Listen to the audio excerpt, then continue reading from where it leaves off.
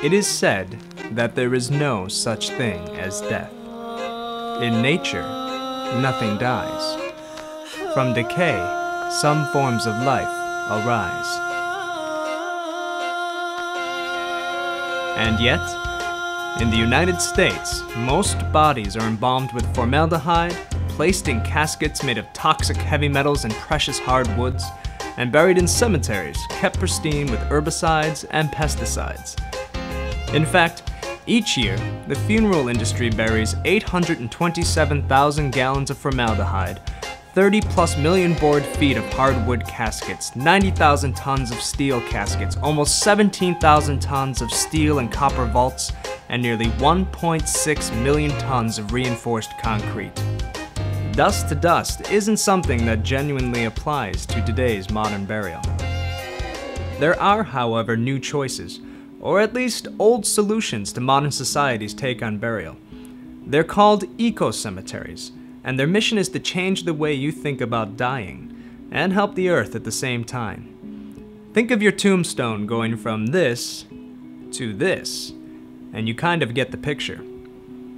I had the opportunity to visit the dedication of a new 144-acre site in Newfield, New York, only the third such cemetery to open in the United States.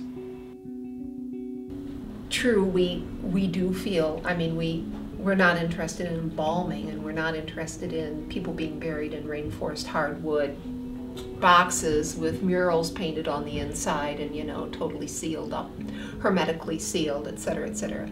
So that kind of thing we're opposed to. We really want very simple, traditional dust-to-dust burials. I think at first, you got to remember, we started in 1998 in rural South Carolina. Like I said, there were, I think one of the local papers called it tree hugger hippie heaven.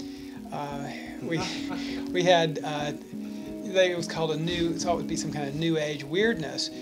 And once people understood that what we were doing was really traditional burial, this is a neo-traditional thing.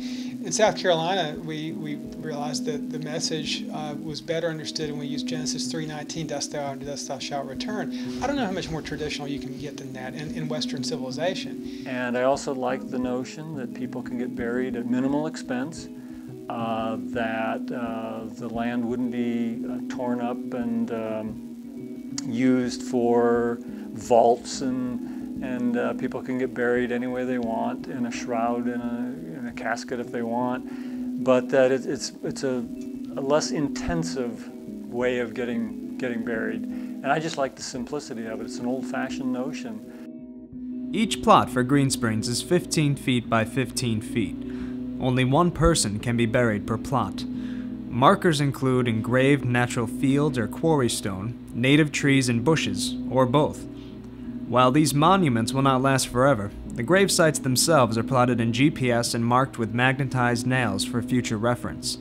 Each lot sells for $500, a considerable discount over conventional cemeteries.